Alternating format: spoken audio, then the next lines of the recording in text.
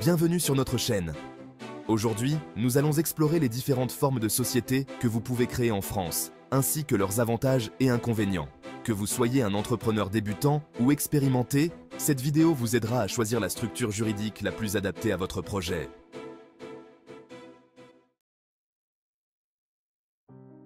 L'entreprise individuelle, ou EI, est la forme la plus simple pour créer son entreprise. Elle offre une grande liberté de gestion, mais l'entrepreneur est responsable sur ses biens personnels. Idéale pour les petites activités, elle est facile à créer, mais peu adaptée à une expansion. Le capital de départ est libre. Le capital. Avantages. Simplicité de création et de gestion.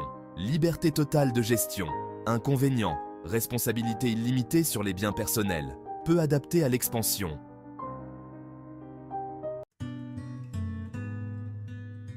Le IRL permet de limiter la responsabilité aux biens affectés à l'activité professionnelle. Bien que simple à gérer, elle nécessite la déclaration des biens affectés. Cette structure est idéale pour les entrepreneurs souhaitant protéger leur patrimoine personnel. Le capital de départ est libre. Avantages. Responsabilité limitée aux biens affectés. Protection du patrimoine personnel. Inconvénients. Nécessité de déclarer les biens affectés. Moins flexible en termes d'évolution.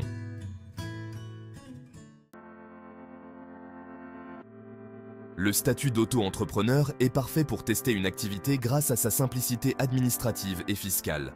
Cependant, les plafonds de chiffre d'affaires limités et l'absence de couverture chômage sont des inconvénients majeurs. Le capital de départ est libre. Avantages, simplicité administrative et fiscale, idéal pour démarrer une petite activité. Inconvénients, plafond de chiffre d'affaires limité, absence de couverture chômage.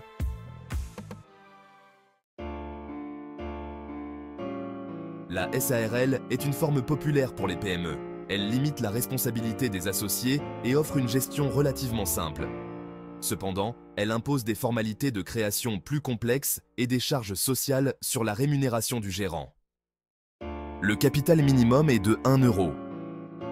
Avantages, responsabilité, limité des associés, gestion relativement simple. Inconvénients, formalité de création complexe. Charge sociale sur la rémunération du gérant.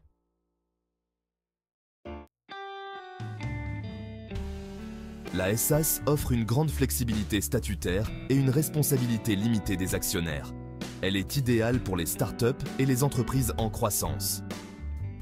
Toutefois, les charges sociales élevées et les formalités de création complexes peuvent être des obstacles.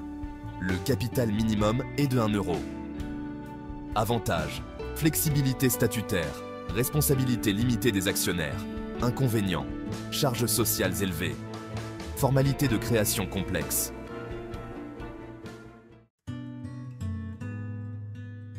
La SASU est une variante de la SAS pour les entrepreneurs individuels. Elle combine flexibilité et protection de la responsabilité. Bien que simple à gérer, elle peut entraîner des charges sociales élevées. Le capital minimum est de 1 €. Avantages, flexibilité statutaire, responsabilité limitée, inconvénients, charges sociales élevées, formalité de création complexe.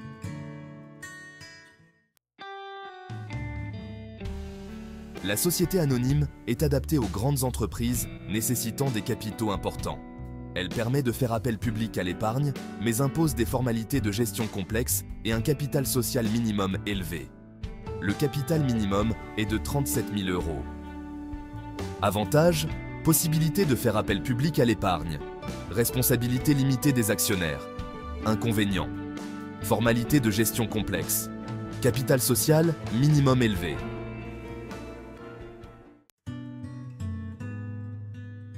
Enfin, la SNC est caractérisée par une grande liberté de fonctionnement et une responsabilité solidaire et indéfinie des associés. Cette structure est peu attractive pour les investisseurs en raison des risques associés. Le capital de départ est libre. Avantages. Grande liberté de fonctionnement. Pas de capital minimum requis. Inconvénients. Responsabilité solidaire et indéfinie des associés. Peu attractive pour les investisseurs.